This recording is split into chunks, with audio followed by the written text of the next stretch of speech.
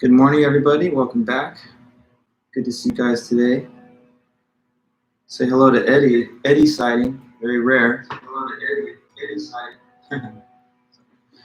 sighting. Normally, you guys see Peachy up here. But here's the real big boy, Eddie. I think it's just me. But yeah, I'm entertained by Eddie all the time. Yep. Eddie says hi. Hey, big boy.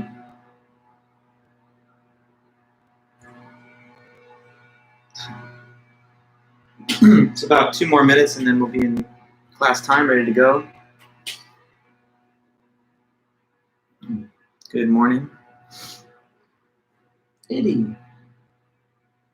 He's usually really shy, so.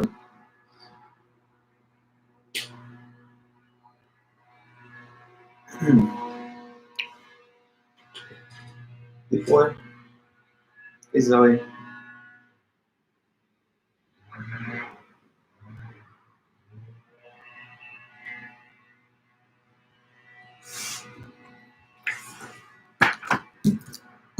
Hey there, Cordy. Good to see you too.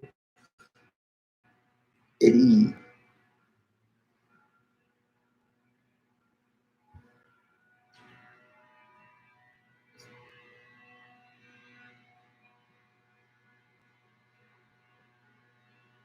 Good boy.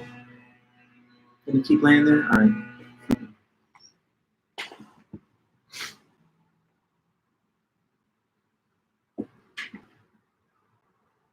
It's a whole lot of cat right there. Big Eddie.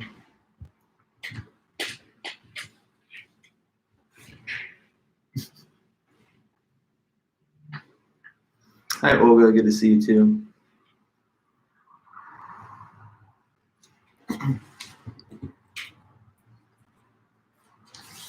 Okay, just a few moments and we'll get started.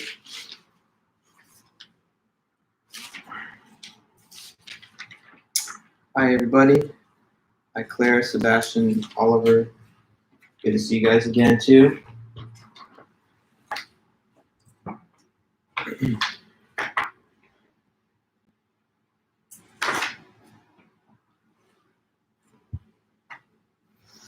Hi, McKenna, Zachary, Kylie. Good to see you guys. Okay, well, it's 10 a.m., so I'm going to just go ahead and let us resume. Thanks again, as usual, for being here, guys. So we have a pretty clear plan today.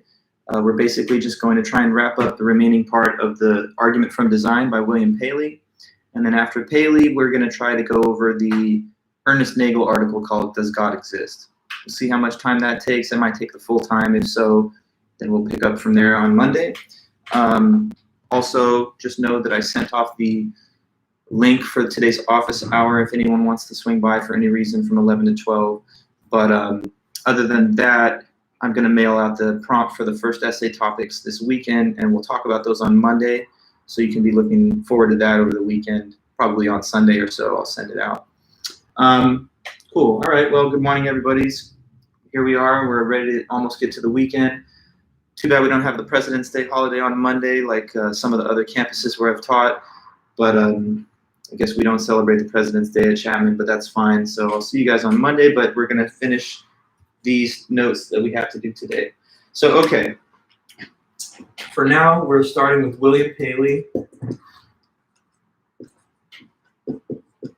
and the Argument from Design.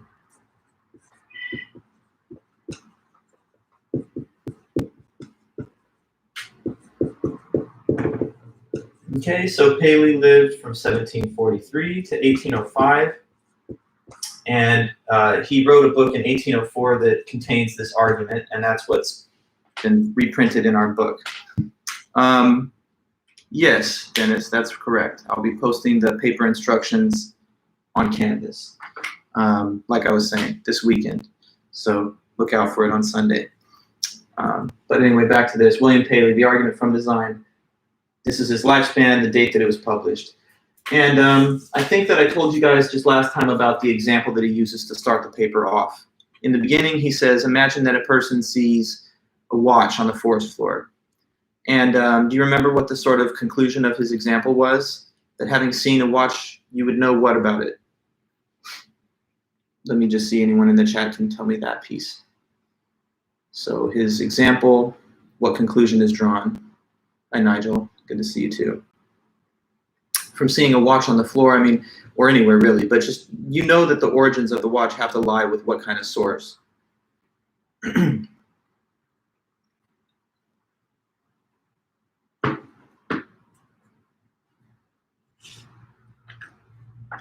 Just touching base on that point. Watches have to come from what kind of thing?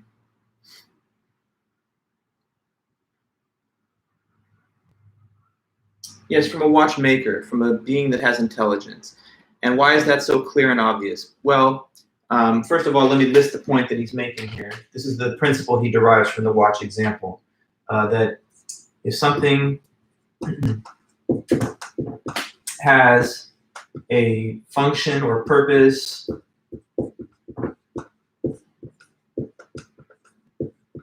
and a complex assembly of parts that allows it to do that function,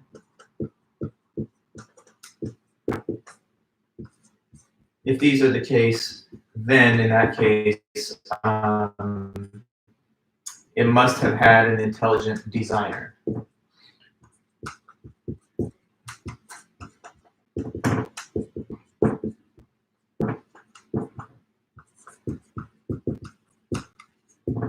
It must have had an intelligent designer, because there's no way that a watch could just occur through luck, through chance, through randomness. It's not like just forces of nature could somehow lead to the existence of a watch. You have to have some kind of intelligent being that intends to piece the parts together and assemble them for the purposes of the watch to function as a timepiece. Obviously, it's not like if the wind blows a certain direction and the elements get into a certain kind of state that they just spontaneously will form a watch. Watches, and just the example of the watch generalizes to anything at all that has this kind of complexity and purpose. So if you think of, like, I don't know, even just a common microwave or blender, there's nothing like that that could possibly have just come from nature, or at least I should say it this way. It's not something that could have come from an unconscious process, right? So that's his takeaway.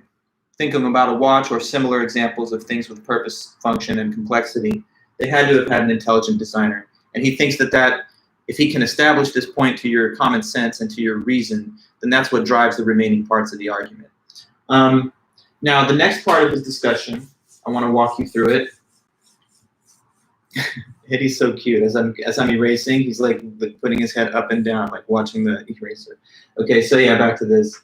He doesn't always watch me lecture, so this is kind of like a novelty to me.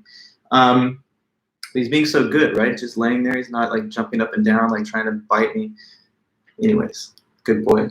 So here we are going into the next list, factors that would not cause a person to doubt that the watch has a creator. Okay, so I know that's kind of a confusing piece of verbiage, but what he's saying, it's like a double negative. These are factors that would not cause you to not think the watch has a maker. So in other words, these points that I'm going to put on the board would never really cause serious doubts that the watch has an intelligent creator. And he wants to make sure that we're clear on this. So these I'll call factors that would not cause one to doubt that the watch has a maker.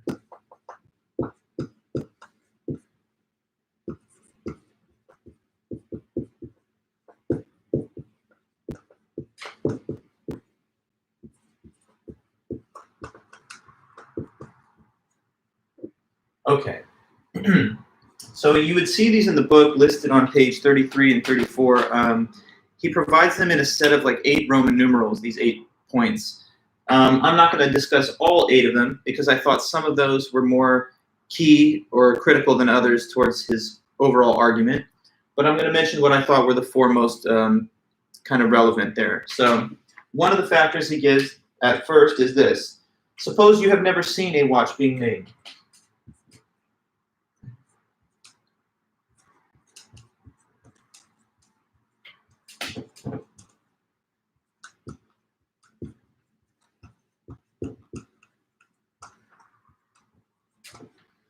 Okay, so most of us probably can relate to that because speaking for myself, for example, you can tell that I own a watch. I've had a couple of different watches, but I've never literally watched some person. I've never literally seen some person putting together a watch. Okay, like I've never seen the actual construction and assembly process in a watchmaker's factory or workshop. Have you? I mean, most of us probably haven't. If you have, it's like you've just got some free time and maybe you went online and looked at YouTube videos how it's made and you actually saw it. But most of us probably have never actually seen that going down. And so suppose you haven't looked at a watch being made, right? Well, would that by itself make you start to wonder, hey, does the watch have a creator though? I mean, I don't know. I've never seen one made. So maybe now I doubt that it has a creator. Come on. Obviously, you don't really need to actually see the watch being pieced together with your own eyes to clearly understand that nothing like that could have happened without an intelligent architect. Because it's still obvious just from the fact that it performs this function, that it has all this complexity of parts adjusted towards that function. So even when you've never seen a watch being made, that's not really serious reason to doubt that it had a maker, okay? Eddie, come on. So that's one of these factors. And the next, suppose that the watch has some type of flaw. It's not working properly. So that's another one. The watch has a flaw.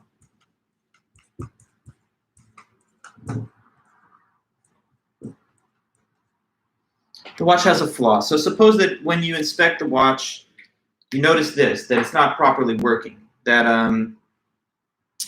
it's broken, so it's not displaying time properly. Maybe the clock face with the hands, they just keep ticking back and forth. So this is not a properly functioning, working watch.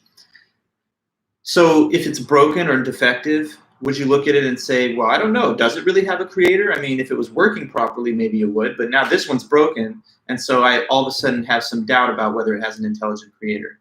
The point made here is that obviously no. I'm gonna let you down, Eddie. Even if it has a flaw, you already know that it has to have a creator, despite the fact of it having a flaw. Like if you found like a PlayStation 5 and it doesn't play games and it's broken, nobody would say, well, maybe this is not really something that was created. Maybe this one came from just random, spontaneous chance nature events because it's not actually working right. So even a defective or flawed example of a watch or etc. is still evidently something that has a creator. Okay, and then next up, suppose that you don't know how it works. You don't understand how the watch functions.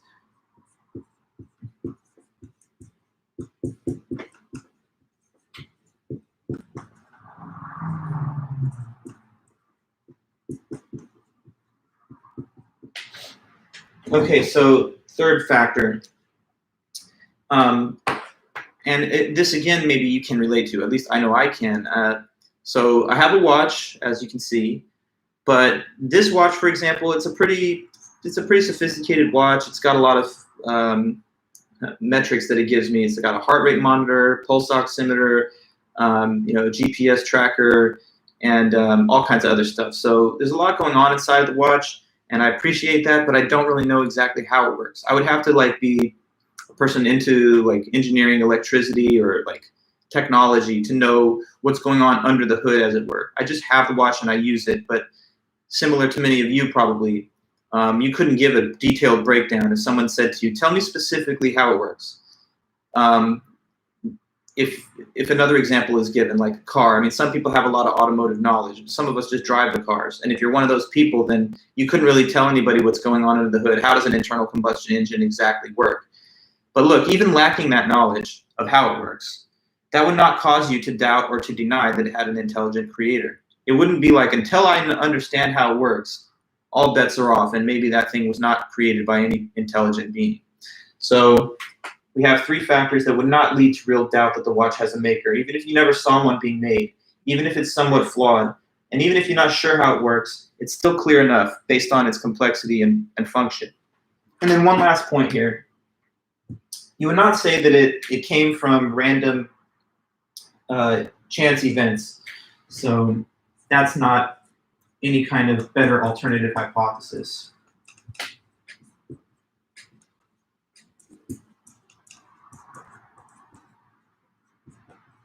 So in the end, nobody would think otherwise, that the watch has a maker. Nobody would doubt that. Nobody would doubt it even if they hadn't seen it made.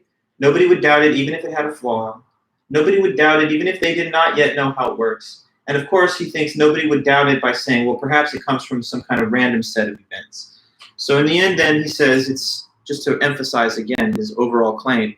Clearly, something with a purpose or a function has to have a creator, and there's no real serious reason to doubt that. Why is he mentioning these points? Let me kind of give you a side discussion of that. He's anticipating that when he switches the analogy to the things that we see in nature that have a purpose or a function and that kind of complexity, that somebody might want to lodge an objection then and say, well, I've never seen a supernatural being creating the works of nature, so who knows if it's really got a creator? Or, hey, the works of nature sometimes exhibit flaws. Like, haven't you seen that sometimes people are born blind, or sometimes people have other life forms have other congenital birth defects, and so maybe when there's flaws, does that discredit that there had to be a maker? Also, in the world of nature, there's sometimes that we don't understand how the things actually work. Like, I mean, the brain as an example. We know a little bit about how it works, but there's a lot of it that's not even currently understood. Lacking that knowledge, should we start to doubt that it has an intelligent creator? Again, he would say no, because of the evident complexity that it has and all the fun that it exhibits. And finally, he would say that of the works of nature, similar to the watch, that they couldn't have come about through randomness and from unconscious processes. So this is all building now towards the conclusion of his argument, and now he hits us with this analogy. So now the analogy drops, and it's basically this. Compare the watch, if you want, with natural things that also show purpose, function, and complexity. And he gives us the example of the eye. So we have eyes, they see. That's their function. That's their purpose. And the way he sees it, this eye that you have is just one random example. We could have chosen the ears, nose, wings of a bird, photosynthetic processes, echolocation of dolphins or bats. There's so many things in nature that perform a function that conduces to the well-being of the organism that has it. And he would say that these are even more impressive in the function they exhibit and even more sophisticated in their internal complexity than, say, the watch is. So if we were prepared to claim that there's no way a watch could have existed apart from intelligent design, then he thinks we have to say that even more so in the case of the things within nature that exhibit purpose, function, and complexity. And so they must have also had an intelligent designer. Who could that be? Okay, who could be the intelligent designer, the creator of the works of nature itself? That would have to be something that lies outside of nature, and that's a supernatural divine being. That would be the creator, God. So let me read then his last few points about this when he mentions the analogy to the eye. He says on page 33, every indication of complexity, every manifestation of design which exists in the watch exists in the works of nature, with the difference that on the side of nature of being greater and more, and in a degree which exceeds all computation. I mean that the design of nature surpasses the design of art, things made by man, in the complexity, subtlety, and curiosity of the mechanism, and still more, if possible, do they go beyond them in number and variety.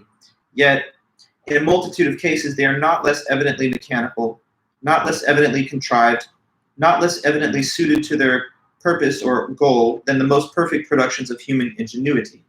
I know no better method of introducing so large a subject than that of comparing a single thing with a single thing.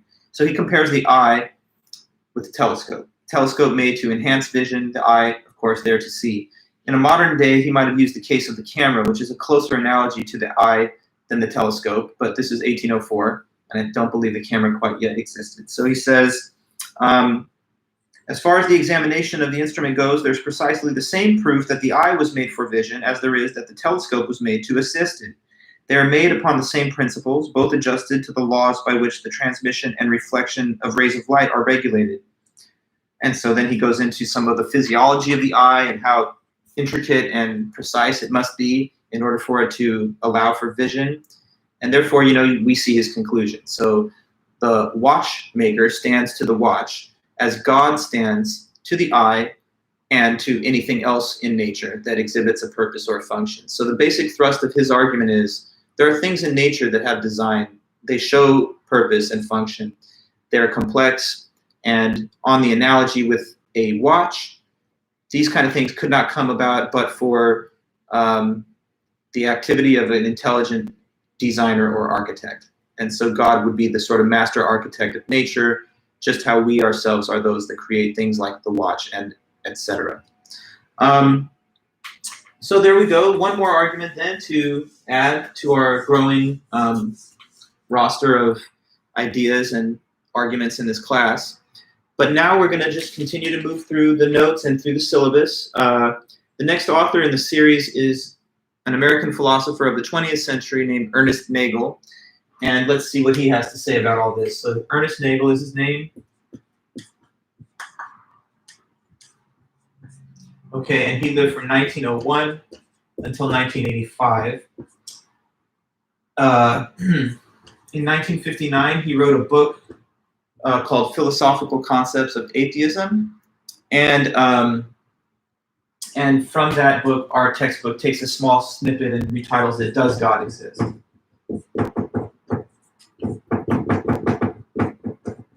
And then let's see here, Sydney. God, the original content creator. Haha, yes, the creator of all content. So that's funny. Good content, I hope, right? But so, Does God Exist? Ernest Nagel, 1959. Nagel himself, so he's Czech. He's originally born in Czech Republic, but immigrated to America as a child. So he's pretty much a U.S. citizen. And he went to graduate school at Columbia University in New York, and then he became a professor at Columbia. So he's actually kind of like a legend of their institution, spending pretty much his whole adult life from graduate study through a long career as a professor of philosophy. Anyway, though, he was an atheist, so he himself, of course, did not believe in God or was not convinced by the various arguments that we've been studying, but he knows about all the arguments, and in this paper, he basically tries to show what are his objections and criticisms of all the big arguments for God's existence. So, we're going to just sort of take a tour through his paper here, and along the way, we're going to explain what fault he finds, what problems he sees with these different arguments, some of them that we've all studied so far. Okay, so I'll clear that. That's just author and dates and title. Now let's go to his argument. Well, to his criticisms, really. So the first argument of God's existence that he wants to try and show objections to is the cosmological argument that we've now studied a few meetings ago. The cosmological argument is the one about how the universe exists and it has to have a cause, and the only possible cause would have to be something that's not dependent on anything else, because otherwise there would be an infinite regress, which is thought to be impossible. Now, before Nagel launches into his criticisms, he first provides a brief summary of the argument itself, and although it leaves out a couple of little details, it kind of captures the argument in its basic form. Here's what he says on page 34. It says, one of the oldest intellectual defenses of theism is the cosmological argument, also known as the argument from first cause.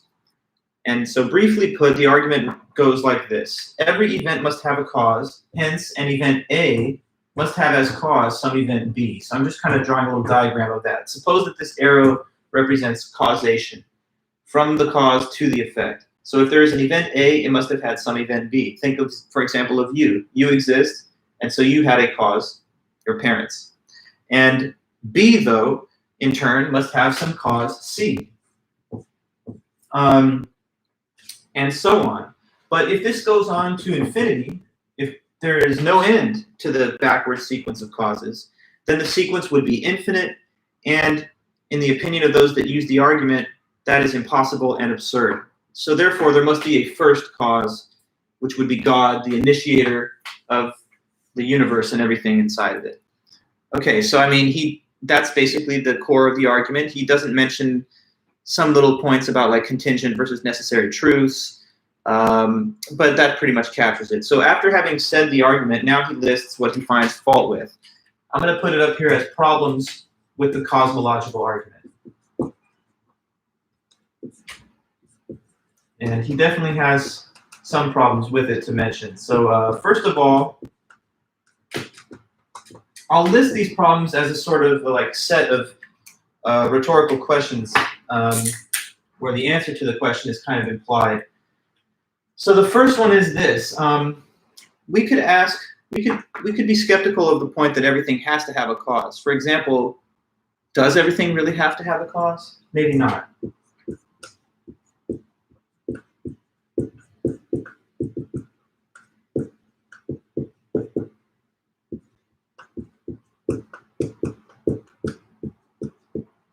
Okay, so remember that in the cosmological argument, one of the key assumptions is that everything has to have a cause. You know, the principle of sufficient reason. That's right at the beginning of the whole discussion.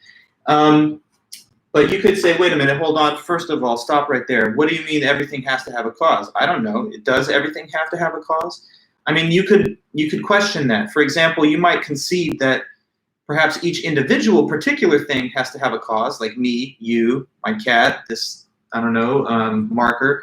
But maybe not the entire system of all of space and time has to have a cause. So, you know, you might already be questioning of the very first claim of the argument. Everything has to have a cause. Really? Are you sure? I mean, it seems like it, but couldn't there be some exceptions, at least for the totality of everything? I mean, in quantum physics, it seems like there's some isolated cases of things that don't behave in the typical cause effect that we're used to at the macroscopic level. So there's some room to doubt that everything has to have a cause. But he says, let's leave that aside. Suppose that even we concede the point, everything has to have a cause. Okay, well, here's another problem then. If everything has to have a cause, then how can we say that God doesn't have to have a cause? If everything has to have a cause, in other words, why doesn't God have to have one? So that's another problem he mentions. If everything must have a cause, then why doesn't God have to have a cause?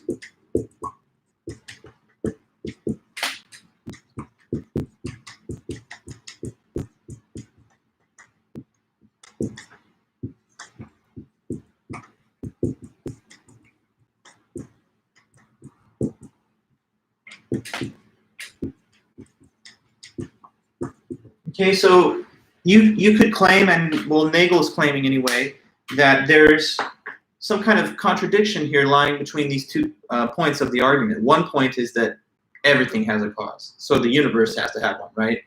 But then right away it says, on the other hand, though, God doesn't have to have a cause. So which one is it? Does everything have to have a cause? If so, you would think it would include God. But if God doesn't have to have a cause, then why did you say everything has to have a cause? Seems like God doesn't need to.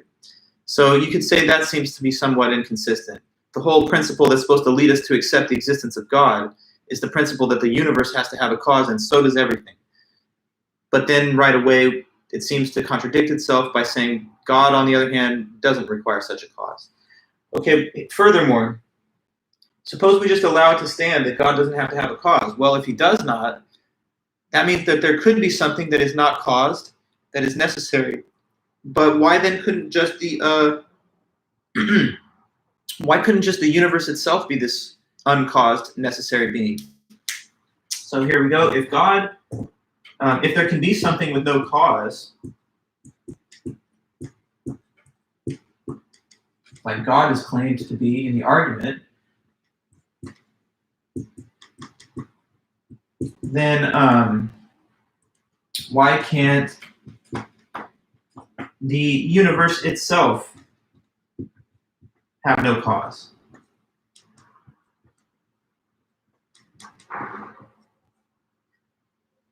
Okay, so the cosmological argument takes the standpoint that the universe has to have a cause, and the only thing that could be the cause is something that's not contingent, in other words, God. But why not just suppose that the universe itself is the thing that doesn't need any kind of prior cause, and it stands on its own as the necessary being? After all, if you're wondering, there has to be some necessary being to ground reality. Well, with the universe, it's known to exist. I mean, here you are, look at it, you're in it. So no one denies or doubts that the universe exists. But postulating the existence of God adds another layer of mystery and complexity, because that would be something that's somehow outside of the entire universe, capable of bringing it into existence, that transcends and brings it into existence. On the assumption that the universe is itself the necessary being, you don't have to conceive of the odd relation between the universe and something that lies outside of it. So The existence of God, of course, is the subject of some debate, even though most people agree. But the existence of the universe is undisputed. So, at least according to this idea that the universe is the necessary being, it would perhaps be on more uncontroversial ground. And one last problem. I guess I'll put it at the top to create some room. I'll erase the header. The last one he mentions is, I think, one of the more interesting points of criticism, and that is this. He asks, is an infinite regress really impossible, though? I mean, maybe it's not impossible to have an infinite regress.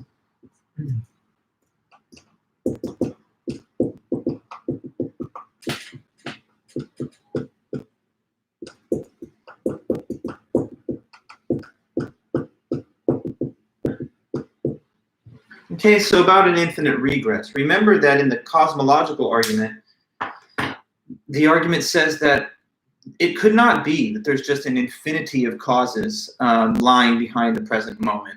That's absurd, that's incoherent. So since there can't be an infinite regress, there has to be a first cause. That cannot be something contingent, and that must be a necessary being, which is God. But here Nagel says, wait a minute, why though couldn't there be an infinite regress? I mean, you say it's impossible, but is it? And one of the reasons that he says it's not totally inconceivable is that we do have a way of comprehending the concept of infinity from our studies of like mathematics, geometry, set theory, and things like that. So let me explain what he's talking about. Consider the density of the number line, how many real numbers there are on the number line. Okay, so like between 0 and 1, these are just two natural numbers, two whole numbers. What is there one value that's halfway between them? Yeah, the intermediate value then would be 0.5, okay, between 0 and 1. What if I ask you what's the value that stands in between 0 and 0.5? Well, we would generate another value, which is 0.25. And then what about between 0 and that? And then it's 0.125. So follow my logic here. I could continue to enumerate another intermediate value between any 2 points on the number line to infinity, because all you would have to do is expand the decimal position out and subdivide by 2 again. So what that shows you is that you can never exhaust the range of values that are even in between the two closest numbers on the number line. And that's one way that some have described the concept of actual infinity. A system that is actually infinite is such that a subset, a proper subset of it, it has the same number of members as the whole system does. So there are just as many values between 0 and 1 as there are in the entire natural number series. And so couldn't it possibly be that the timeline of the universe's history is also infinite in its density, so that you could never exhaust the number of causes as you go back and back into the past? Another example along similar lines, even though that's a pun, think of the geometric line, okay? So like, suppose I draw a line segment like this, starting at point A to point B, and let's call that line segment AB. Is there a midpoint between the two? Yes, that's M. Is there a further midpoint between the new line segment A to M? Yes, M prime. And in the same way, we could continue to subdivide the line segments to infinity, and we would always generate a new midpoint. So the geometric line is also infinite in its linear density.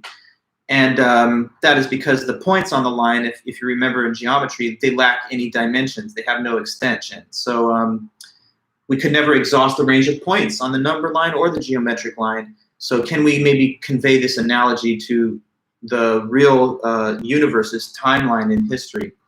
So anyway, that's what he says. He refuses to concede the point that infinity of causes is literally impossible. He says, if you are competent with modern math, then you might not necessarily give that point up. And so now I'll read his words on this. He says here, the argument, the cosmological argument, is ancient. It has impressed many generations of very keen minds, but nonetheless it's weak. Let me waive the question whether every event has a cause. Okay, he says, oh, that's an interesting question, but I'll set it aside. Even if we assume that, though, it is surely inconsistent to assume a first cause as a way from escaping from an infinite regress. Because if everything has to have a cause, why doesn't God have to have one? The standard answer is that he doesn't need one because he is self-caused. But if God is self-caused, then why couldn't the universe be itself self-caused? On the other hand, the supposed impossibility of an infinite series of causes would not be admitted by anyone who is familiar with the modern mathematical analysis of infinity. And so there he says, therefore, the cosmological argument does not stand up to scrutiny. So that's his, full range of objections to this one. Yeah. So we, I guess, can then move to the next. He's got criticisms on criticisms. He's got more objection and critique for the ontological argument next. Now, the ontological argument, as you guys clearly understand, is the one about the definition of God, that he's defined as the greatest conceivable being, and that leads to the conclusion that he has to exist in the mind and in reality because that's greater. Well, we've already discussed objections to this pretty thoroughly, Gamillo, Rowe, Moore. So I don't want to spend a ton of time on Nagel's criticism. Another reason for that is that it's really no different from G.E. Moore's criticism. And so if you remember, G.E. Moore said the problem is that existence is not a predicate. In other words, existence is not an attribute, a quality, or a feature of something. And so that's where he thinks the argument is mistaken, since it assumes that to be the greatest conceivable being, you would have to have all the best features, including existence, which is therefore treated as a feature. Now, in tandem with G.E. Moore, Ernest Nagel says that's wrong because existence is not actually an attribute. But he gives a slightly different example to make his point. So let me at least try to tell you about Ernest Nagel's version of this objection. He uses the weird example of a $100 bill. Okay, so take a $100 bill. You know, in our monetary system, that's the big Benjamin Franklin blue-faced $100 bill banknote. Okay, so you know the definition of that type of unit of currency. Now, I don't know whether you have such a $100 bill with you right now or not. Like, I don't know if one exists in your vicinity or not. But whether it does or doesn't, wouldn't that be totally unrelated to the definition of that type of currency? So his point is that, say you acquire a $100 bill, then you spend it. So it's like, for a little while, it existed in your wallet, and then it didn't exist in your wallet. But through those acquisition and loss, the definition of that thing didn't change. It stays the same whether you have it or whether you don't have it. So that's his little way of saying that existence is a whole separate issue from how you define something. I think his example is okay, but it's a little weird because, like, when you get rid of the $100 bill, it still exists. It's just in someone else's pocket or whatever. So I've got another version of this that I've come up with that I think is also helpful. So let me just add this to the discussion. Take the example of dinosaurs, all right? So you all know dinosaurs, the big reptilian life forms that used to dominate the planet a long time ago. They don't exist today. Clearly, they're extinct. But suppose that, like Jurassic Park, we somehow revive them, next year by finding fossilized DNA and going through the process of genetically engineering new ones. So then dinosaurs will be back, right? They existed, then they went extinct, then we brought them back. Maybe then we got to kill them again because they get out of control, so they're extinct again. Anyway, joking aside, through all those changes, the definition of dinosaur would remain the same. It's not like they acquire a new feature when they start existing again, and then they lose that feature when they stop existing. Like, the definition of what kind of life form they are would remain stable regardless of whether they currently exist, don't currently exist. So these are just a few more examples to underline the point that some object to the ontological argument because it assumes existence is an attribute. But when you think about it through these examples, it starts to seem like it's really not an attribute. And so that's a fundamental flaw of the argument. Okay? So then, one more there's a few more criticisms actually, but he next mentions his critique of the design argument that we just finished talking about this morning. Okay? So that's fresh in your mind. That's the one that says, if something with a purpose or a function exists in nature, then it has to have a creator, because that's what we would say of the watch. And there's no one that would doubt that the watch has a maker because of its purpose, function, and complexity. So nature and things that are in it, like us and like other life forms that have these specialized functions and adaptations, they have to have a creator, that's God. Okay, well, what are his problems with the argument from design? That's the next point.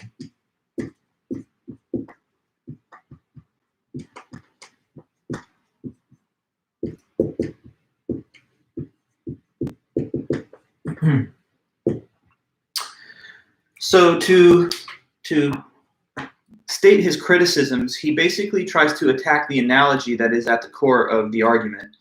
The basic analogy of the design argument is between a watch and something in nature that exhibits purpose or function and complexity, and one case that he uses is the eye. So let's say the example between the watch and the eye. If it's a good analogy, then the two things should be relevantly similar and for the same reasons. But that's where he says on further analysis, you see that they're not at all really that similar, and it's a weak analogy. So here's what he says about, first of all, the watch. What really gives us this certain knowledge that the watch has a creator? Is it because it has a purpose and a function? Then Nagel says not really, actually. The reason that we know that it has a creator is a much more basic and even boring reason, and that is simply because we human beings are those that make watches. So obviously we're in position to say that they have a maker, because we've never seen a watch that was not created by a human being, and we know that we make them. Even if there was an object made by people that didn't have any function, like say just a big square sitting in an art gallery that people just look at, you'd know that that had a creator as well, even though it exhibits no function, because we know that we are the modern art. So it's not so much the function shown, it's rather just that we make them, and that's how we know it has a creator. So let me put that point here. The real reason that we know that the watch has a maker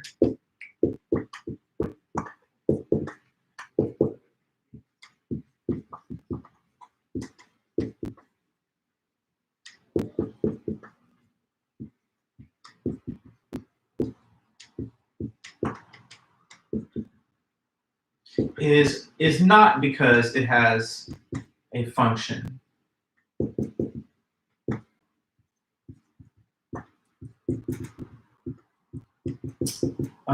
It's just because we make watches ourselves, humans.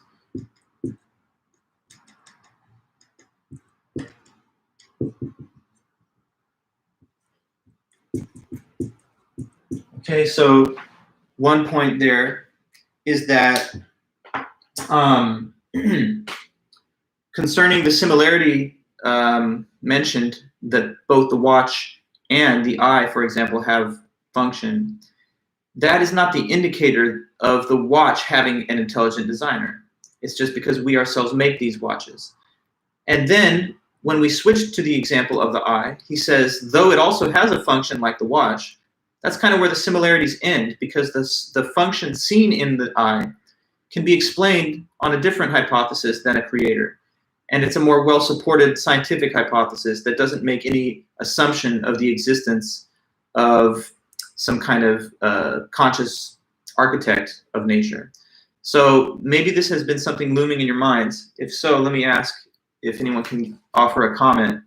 What do you think is this different explanation for the works of nature having function that would not necessarily require the assumption of any kind of creative force or conscious intelligent being? What could possibly explain, for example, how an eye could come to exist, if not through the activity of some intelligent designer? He says we have a different explanation for how nature could have acquired function. And that would be through what hypothesis or theory? Do you think you know what I'm talking about? Let's see it in the chat. Hey, Eddie, welcome back. Big boy, let me know. How could a being such as this beautiful cat here come to have existed if not for some architect up there saying, let me create something so wonderful as Eddie? Yeah, so we're talking about natural selection and evolution. That's correct. So since Eddie's blocking the lower portion of the board, I'm going to put that point here. It's still one of the two problems. His problems are sort of twofold when it comes to the design argument. So one, we mentioned that the reason we know of a watch that it has that it has a maker is not anything to do with its function. It's rather to do with the fact that we ourselves make watches. And secondly, the function or purpose of the eye and etc., because it's not limited to the eye,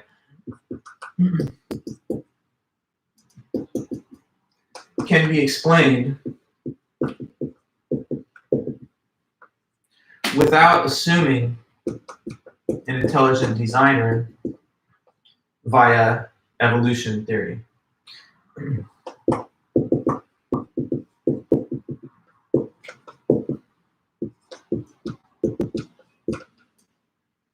In effect, evolution. Okay, now, to be fair to William Paley, he wrote his paper in 1804, and I think that Darwin's Origin of Species didn't arrive for maybe a generation later after that, or anyway, he passed away prior to this landmark work of Darwin. But nowadays, we have benefited, I guess, from the theory of evolution. We've seen, its credibility. And so what the author writing in 1959, Nagel, is saying is that if you wanted to assume that the function of nature has to have come from an intelligent designer, that's not true, because there's a different way of explaining the same outcome that doesn't make any such assumption, and that would be the theory of evolution. I'm sure you guys studied at least a little bit of evolution theory in some biology classes, either before or after high school, or during high school, I should say.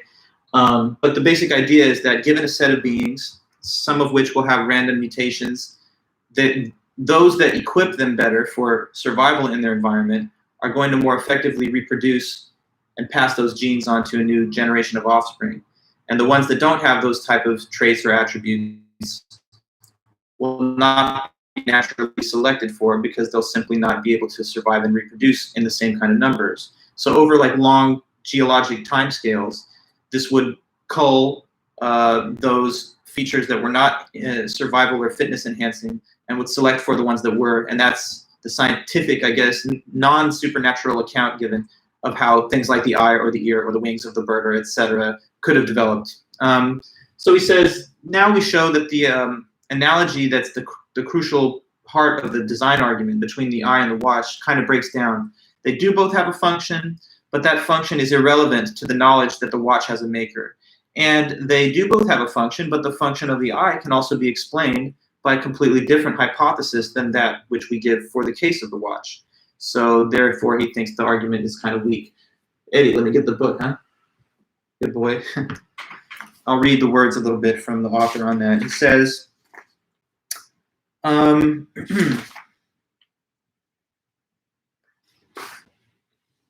conclusion of the argument is based on an inference from analogy.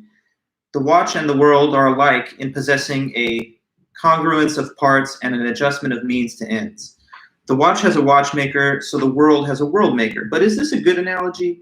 Let me set some important issues aside. In particular, the issue whether the universe is the unified system that the watch admittedly is. That's another interesting point that I kind of will, maybe I should say here on the side. He says there that just focusing on the eye by comparing it with the watch is a little bit of a misleading analogy too, because if you just take stock of the universe as a whole, and you don't just cherry pick a few things on the surface of the earth, these life forms that we have here, the whole big picture, it's not like everything necessarily looks like so functional and purposive. Like, what's the purpose of asteroids just flying around crashing into stuff? What's the purpose of black holes just sucking in matter and light?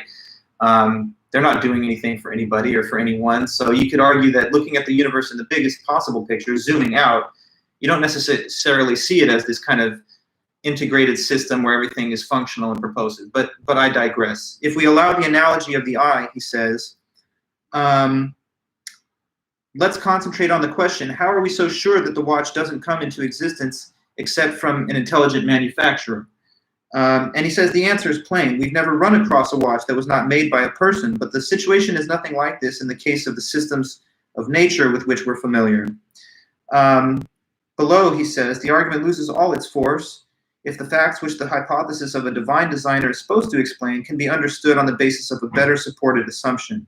And indeed, such an alternative explanation is one of the achievements of Darwinian biology. Darwin showed that one can account for the variety of biological species and their adaptations to their environments without invoking a divine creator or special acts of creation. So there he rests his case and why he finds that fault with the design argument. So from here, the last couple parts of Nagel's paper deal with some assorted, kind of like miscellaneous arguments for God's existence that have achieved a little bit less prominence. So I would call these like two miscellaneous arguments for God's existence that he quickly just mentions and briefly critiques before he ends his paper. So 2 miscellaneous arguments for God's existence. They're not necessarily the most dominant in the literature or whatever, but they're interesting and important as well. So we'll briefly touch on these. Remember, though, that Nagel is only bringing them up so he can kind of knock them down with criticism. One of them we could call the argument from unfairness.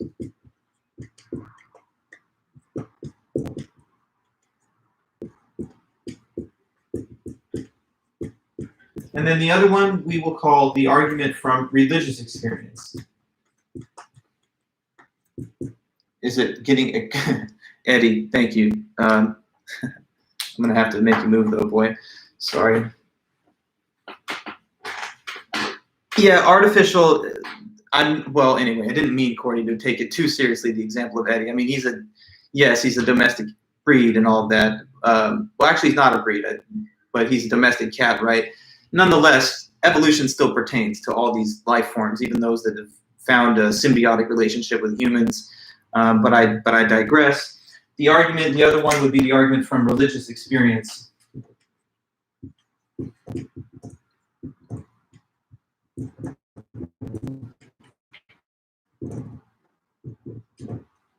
Okay, so there's just these 2 little points that we can quickly discuss and then move on from them on Monday. So I think that, so I don't rush things too much. There's Peachy. She's been like right under the computer the whole time. I don't want to rush these too much, so we'll get into those on Monday after the weekend. I'll send off the prompts for the first essays on Sunday, I believe, and we'll talk about them in class on Monday morning. But I guess that's pretty much it for now. So unless you guys have any kind of questions or anything else you want to say before we go, I'll let you guys go in just a bit. What's up? What do you think? Peachy here. It's too cute. But yeah, what do you say? Are we good? Let me know. If so, I'm going to sign off. Just want to make sure I'm not like closing the class meeting with any kind of comments, questions, or anything else left hanging. Are we good? Oh, thanks, Sydney. Yeah, well, she makes my day a lot of the time. She's just too cute. She's just such a good kitty. Honestly, I've had some cats. I've had cats my whole life. I had one cat for 10 years, another cat after that for 16 years. And they're all very special to me, and I'll always remember them. But something about these 2, they're just they break all the stereotypes. They're like very just truly loyal, truly just docile. It's great. But anyway, yeah, thanks guys. I'll let you go then. So have a good one. Have a good weekend, and we'll be in touch. If you need anything by email, oh yeah, Dennis, don't worry, they're always around. So when they like to make an appearance, I like to let them hang out as long as they're not getting in the way of the camera. Okay, then have a good one. Take care, and let's be in touch over the weekend. If you need anything, I'll see you back then on Monday. Okay, bye-bye.